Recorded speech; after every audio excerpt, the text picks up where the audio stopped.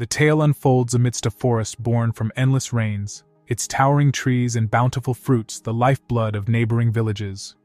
Yet deep within the shadows, dark figures lurked among them, a one-armed behemoth, who stood before a daring adventurer, eager for a just battle. Tired but determined, the adventurer knew he had to give it his all, or face certain defeat. As the colossal creature unleashed a devastating strike, the adventurer leaped aside, evading disaster. Using the ensuing dust and smoke, he unleashed a swift combination of the echoing step and twirling blade strike, laying the monstrous foe to rest. Triumphantly standing alone, he marveled at his own cunning and skill. His victory bore fruit in the form of the beast's mighty sword, which had a unique power to be wielded by someone 5 levels below its requirement. The adventurer was thrilled. The server had just launched that day, and already he had an edge that could place him among the best. Suddenly, a system fairy shimmered into view, lauding his new acquisition. Seizing the moment, the adventurer inquired about any noteworthy updates. The fairy announced a special event. A rare foe named the Blood Moonwalker had appeared in the vast woods. Its defeat promised unparalleled gear and a surge of experience. This was the challenge the adventurer had been waiting for. Despite the inherent risks, he was eager to test his new blade. However, as they neared their goal, the system fairy sensed a gathering storm of players all heading for the same prize. She warned the adventurer to hasten his pace, lest they be outpaced by others. The race was on, and our adventurer's spirit was aflame with anticipation. The dense forest around the adventurer felt suffocating, every tree exacerbating his headache. Suddenly, a mesmerizing purple light pierced through the trees. The sight could only mean one thing. The boss had been defeated, and in its place lay precious purple tier equipment. Without a second thought, he rushed towards the source of the light, knowing that such equipment, even if not suitable for his class, could fetch a high price in gold. Upon reaching the spot, the adventurer marveled at the multiple pieces of high-grade equipment, with the most illustrious item resting at the center. With no other player in sight, he thought perhaps fortune favored him this day, and the others had met their demise alongside the boss. Feeling victorious, and almost as if he were the hero of some grand tale, he bent down to claim his prize, but his euphoria was cut short. Before he could grasp the sword, an unseen force slashed his throat. As darkness consumed him, his treasured sword slipped from his grasp. From the shadows the boss emerged, its count proudly displaying the defeat of 418 players. Soon, an enthusiastic group of adventurers, eyes set on the precious loot, rushed towards the beast. Time was of the essence, with just 4 hours remaining in the special event. But unbeknownst to them, this boss wasn't like others they had faced. It was designed to bring those too arrogant down to their knees, and in mere moments, the boss tore through them, cutting them down effortlessly. Among the group was an elf who, realizing the strength of the boss, suggested a strategy.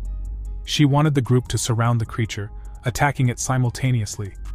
Her companions, ever so loyal, didn't think twice and charged forth, leaving her at the back. But their surprise attack failed miserably as the boss countered their every move, saving a special slash for the strategist. The few remaining players quickly realized the futility of their actions. Panicking, they rummaged through their belongings, looking for anything that might aid their escape. They were all too aware that falling here would cost them their hard-earned equipment and experience. In the heart of the game, the boss was relentless. After a fierce battle, he had defeated 444 players. Still, the number was far from his goal. He turned to the system fairy, hoping she'd lure more adventurers his way. Meanwhile, in the real world, 3 days earlier, a tense situation was unfolding in the boardroom of a leading tech company. An executive confronted Lu Li, an employee with immense potential. He expressed his disappointment in Li. With his skills, Li could have secured equity in the company, opening doors to an unlimited future.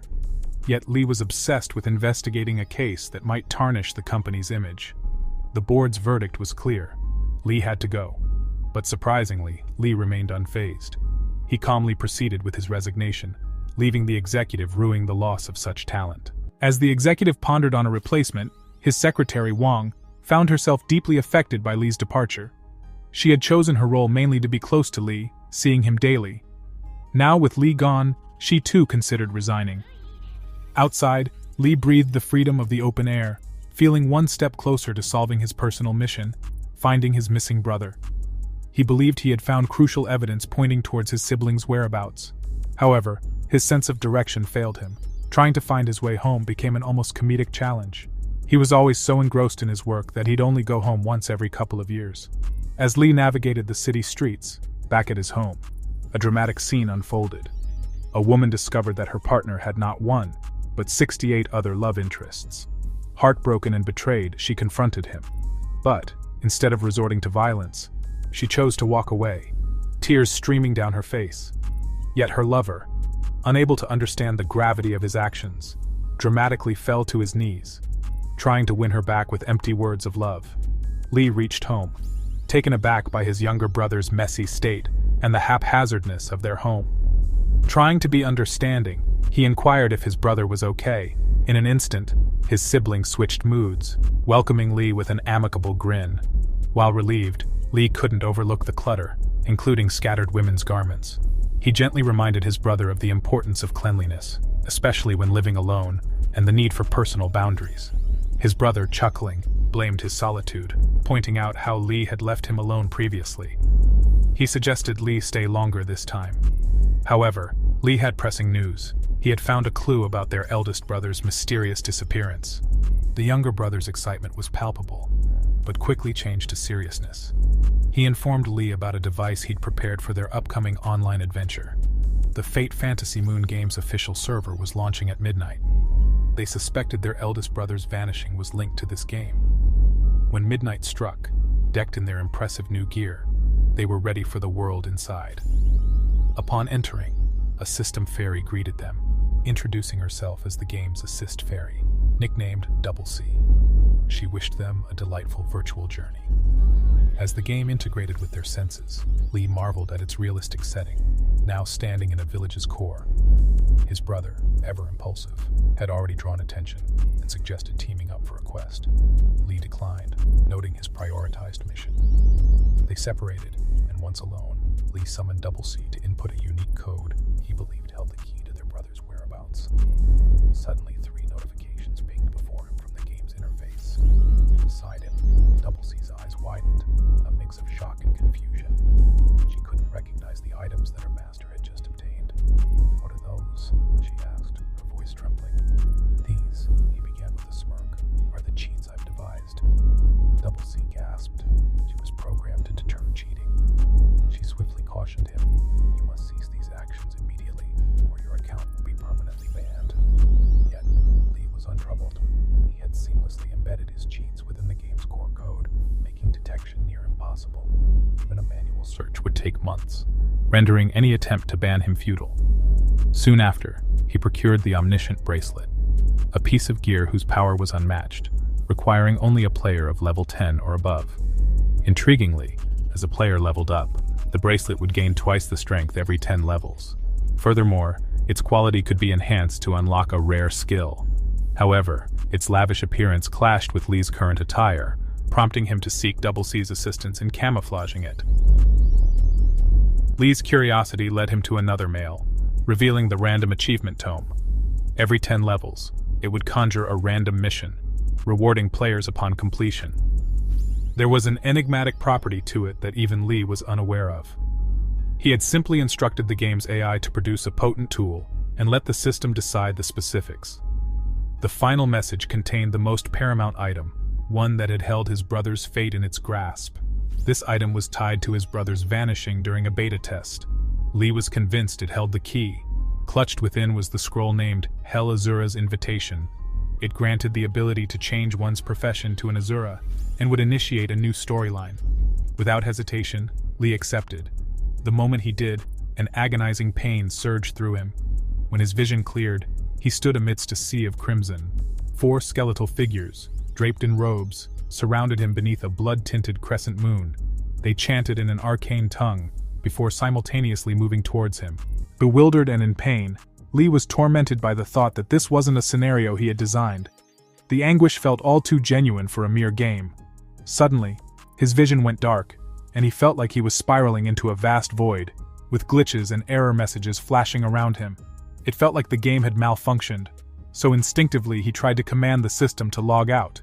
Yet every attempt was met with resistance. The system failed to recognize his data source, which sent a rush of panic through him. When the dark veil lifted, he found himself in a foreign place. In shock, he realized he wasn't in his familiar avatar. He was a skeleton. He had expected to respawn as an azure eraser, not this bony form. The surroundings were unfamiliar, making his heart pound faster with a mix of excitement and fear. Suddenly, a ragged-looking creature with a radiant staff approached him, a triumphant grin on its face. It hailed him as its summoned servant, and, from the look of it, it seemed to be a powerful boss. However, to him, it was just an NPC. So, he tried to communicate, asking about his whereabouts. The monster looked taken aback. Apparently, it hadn't expected its summoned entity to speak. When it didn't answer, he decided to find someone or something else for guidance. But turning away only angered the creature. It had expected obedience and reverence, not defiance. In its rage, it conjured chains of fire that bound him. He felt a surge of energy from the monster, and it felt like he was about to be hurled into oblivion. Suddenly, a gargantuan figure descended, smashing the monster and freeing him from the chains. As he gazed up in awe, he struggled to comprehend the sheer size of this new entity. Doubt gripped him. Had he chosen the wrong game? How was he supposed to survive in such a challenging environment? With desperation, he tried to summon Double C, hoping that this trusty ally was still by his side. While still connected to his in-game avatar, Double C swiftly informed Lee that they were in the land of pure darkness. It was a realm where the most formidable bosses of the game spawned, a truly treacherous domain. Seeking guidance, Lee asked Double C about potential missions and strategies in this daunting place. After a quick scan, Double C pinpointed a mission hub 100 kilometers away and urged Lee to accompany her. As the enormity of the journey sank in, especially the realization of traveling solely on foot, Lee felt overwhelmed. Scaling a steep mountain, he questioned if there might be an alternative route. Double C acknowledged other paths, but they would quadruple their journey. Their trek was fraught with challenges, like navigating across logs with monstrous leviathans hot on their heels. Lee found himself second-guessing Double C's choice of route, but her reassuring words, combined with distraction messages from his brother AFV, kept him going. AFV's messages updated Lee about his own gaming progress.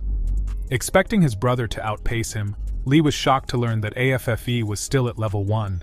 This unexpected revelation was abruptly interrupted as another colossal creature fixated on Lee, pushing him to run faster and use his survival instincts to the fullest. Pushing past the latest threat, the distant mission hub finally came into view. Although a long line of players waited to access the main entrance, Lee spotted an unused red entrance. Despite Double C's caution that it wasn't part of her plan, Lee was determined. Time was of the essence, and he felt the original route was far too limiting.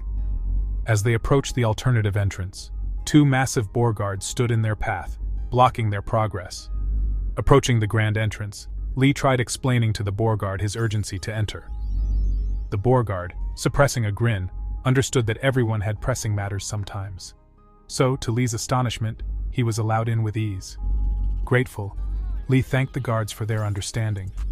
Yet as soon as he stepped in, the guards erupted in laughter. They found it humorous that such a feeble creature would willingly enter a perilous arena, even showing gratitude for it.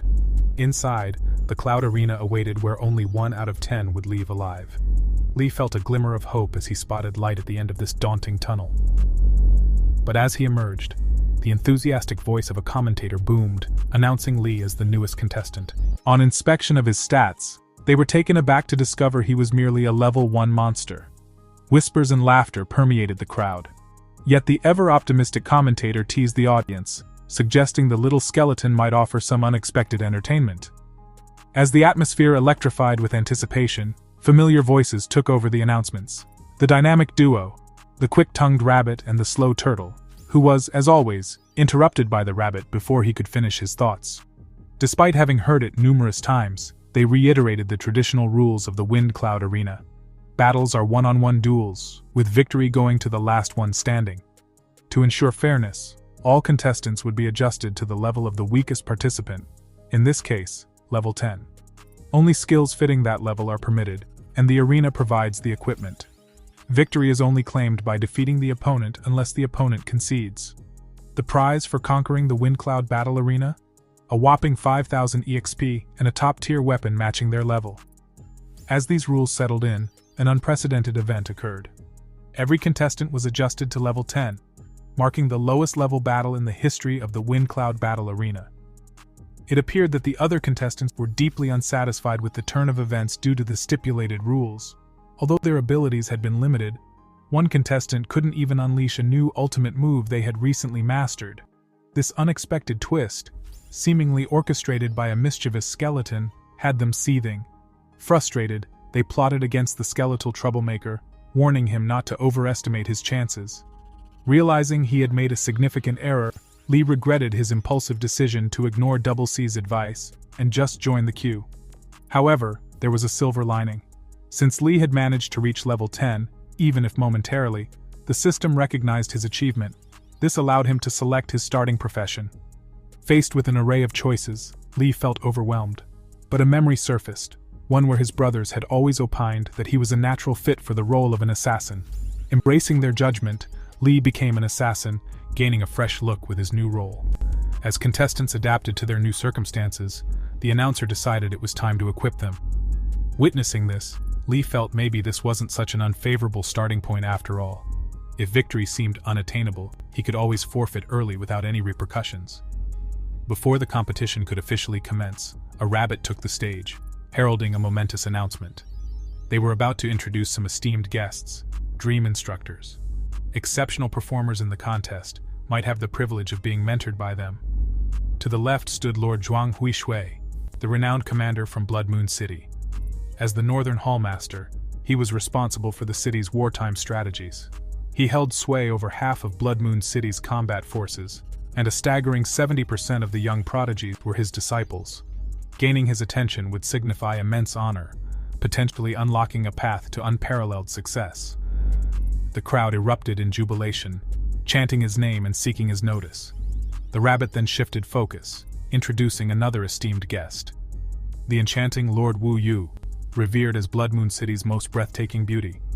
As the Eastern Hallmaster, she oversaw the city's resource distribution and managed the mysterious Blood Pool dungeon.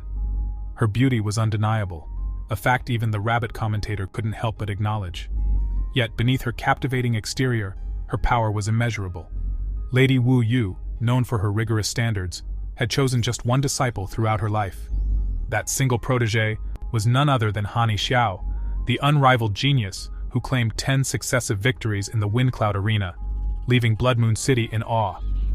Her arrival thrilled the spectators, but her fierce reputation left them hesitant to even whisper her name. Lee, however, was stunned. Hanixiao wasn't just any name, it was the name of his elder brother. This revelation offered Lee a fresh lead in his quest for information about his sibling. He surmised that Lady Wu Yu must be privy to some details. As he pondered how to approach her, his open staring didn't go unnoticed. Wu Yu's gaze fixed on Lee, debating whether to squash him right there. Lee's saving grace was the presence of Zhuang, who might intervene if Wu Yu acted recklessly. This made Wu Yu consider eliminating Zhuang first. Shifting the atmosphere, the rabbit signaled the commencement of the tournament, drawing everyone's attention to the arena. The first contender was Bloodclaw of the revered Blood War Lion clan. Possessing a legendary bloodline, the clan's members were natural warriors. Bloodclaw, as their emerging star, was renowned for his unbeatable razor-sharp claws. The rabbit's proclamation came true as Bloodclaw secured a resounding victory with a single swipe. Next was the undead swordsman, Bei Lei, representing the Ascendant Great Sword Sect from South Moon Hall. As their vice-captain, Bei Lei wielded a blade that was swift, precise, and merciless. Numerous experts had fallen before him, and this match was no exception. He emerged victorious effortlessly. The third-round victor was Demon Gyere, the dual wielder from the faraway wild, known for his exceptional combat prowess. However, the subsequent round was a true shocker. An underdog contestant, previously considered easy pickings, clinched the win. The audience blinked in disbelief, struggling to comprehend the swift turn of events. Sensing the heightened anticipation, the rabbit hastened to usher in the exhilarating quarterfinals of the Wind Cloud Arena Battlefest. The arena buzzed with anticipation. Lee stood opposite the notorious dual-blade demon, Gyere. Before a blade could even be swung, Gyere advised Lee to give up. "It's a waste to take down weaklings," he sneered, assessing Li as nothing more than a brittle skeleton.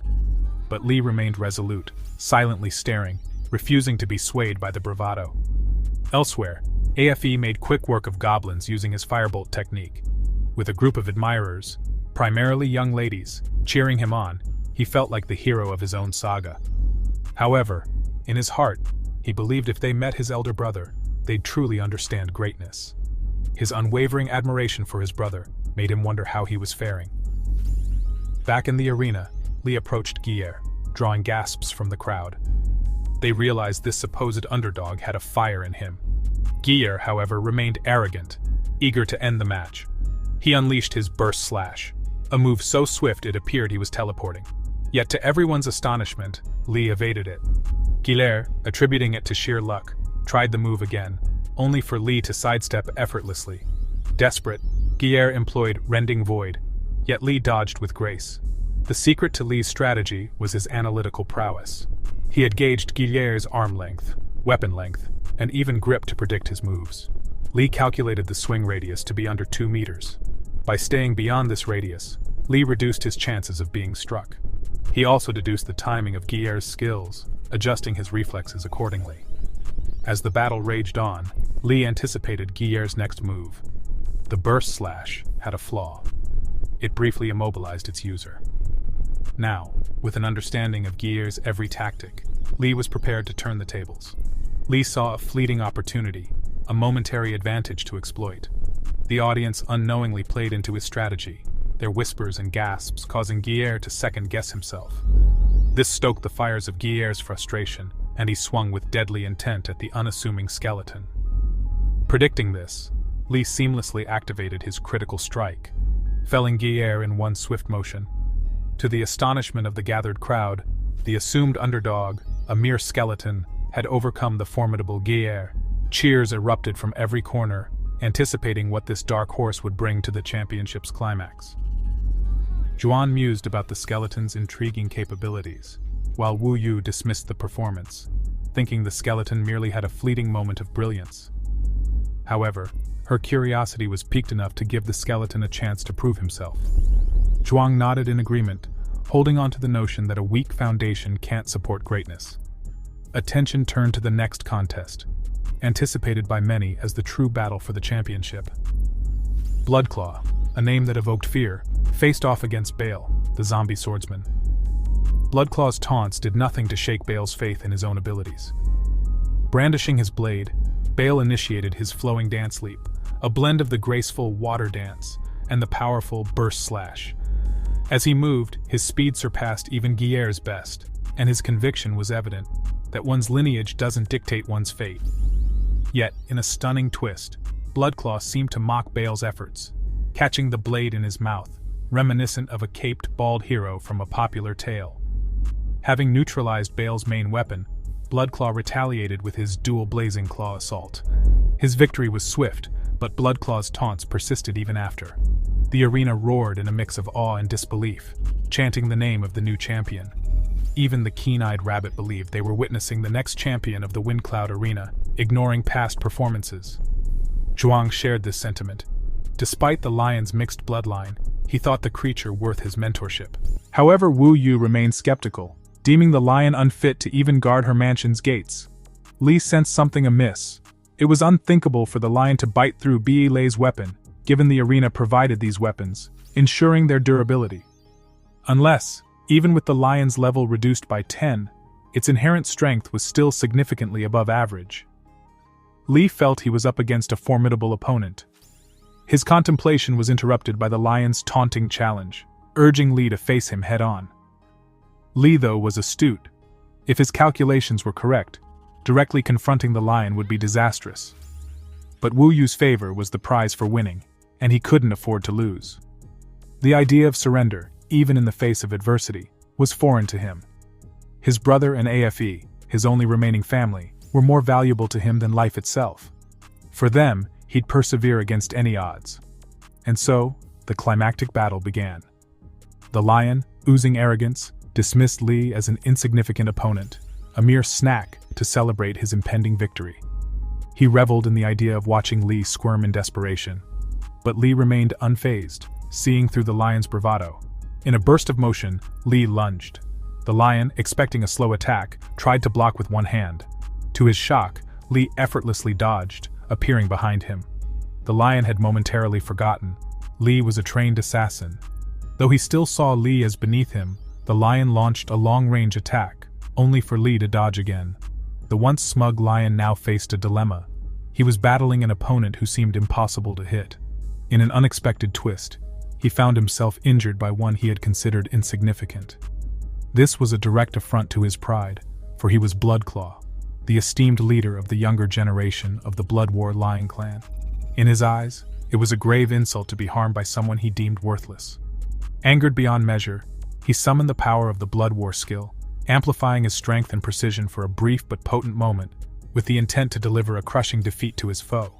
The onlookers, including Wu Yu, couldn't help but wonder if the perceived underdog truly matched the prowess of Bloodclaw. Wu Yu was particularly intrigued. It was rare to see a being of such humble origin put on such a captivating show. Without hesitation, Bloodclaw lunged, overwhelming the skeletal figure with a barrage of powerful blows. The skeleton did his best to defend, but the force behind every hit was colossal. As Bloodclaw prepared to deliver a finishing move, poised to remind his opponent of his place, the skeleton revealed his ace. He had been biding his time, waiting for the opportune moment when Bloodclaw was momentarily vulnerable after executing his mighty move. Swiftly, the skeleton activated his stealth attack, teleporting behind Bloodclaw, readying a surprise strike. But Bloodclaw wasn't an ordinary opponent. With his unique blood origin skill, the lion's roar, he immobilized all foes within proximity. The entire arena was in shock, none more so than Zhuang, who considered taking Bloodclaw under his tutelage. Wu Yu felt a pang of disappointment. It had been a while since a participant had piqued her interest. If only the skeleton hadn't been outmatched by this unexpected ability. Bloodclaw's next move saw the skeleton lose an arm. As he retreated, his frailty was evident. His calcium-deprived bones gave way, and he lost his footing. The arena was charged with certainty. Most believed the outcome had been decided. The only question that lingered was whether the seemingly outmatched skeleton would gracefully accept defeat, or persist to the bitter end. Bloodclaw, gloating over the fragile form before him, seemed eager to end the skeletal challenger, taunting him with every move. But the diminutive skeleton didn't falter. Instead, he grinned, sensing that Bloodclaw was about to fall into his trap. As the mighty Bloodclaw considered cruelly playing with the skeleton's bones, young Li sat motionless, counting the steps of his opponent. Just 3 more steps. Suddenly, Bloodclaw crushed the skeleton's detached leg beneath his foot, attempting to rile him further. And that was the mistake Li was waiting for. Quick as a flash, the skeleton threw a dagger. Bloodclaw, confident and dismissive, blocked it effortlessly, assuming it to be a feeble last stand. However, what he didn't account for was the skeleton's control over his second arm, which lobbed another dagger. Seizing the moment, the skeleton activated his surprise backstab move. In a heartbeat, the mighty Bloodclaw was grievously wounded, leaving the audience in stunned silence. The hush was broken by an eager commentator, seizing his moment in the spotlight. With fervor, he began breaking down the cunning strategy for the baffled crowd. The skeleton's display of speed, his taunting of Bloodclaw, his feigned weaknesses. It had all been part of a grand scheme. Most shockingly, the limbs everyone believed Bloodclaw had severed were actually detached by the skeleton himself.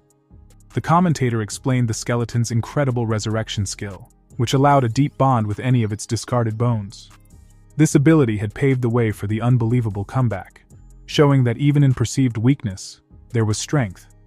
The underdog had not only triumphed, but had done so with unmatched flair. Henceforth he'd be known as Moonslayer.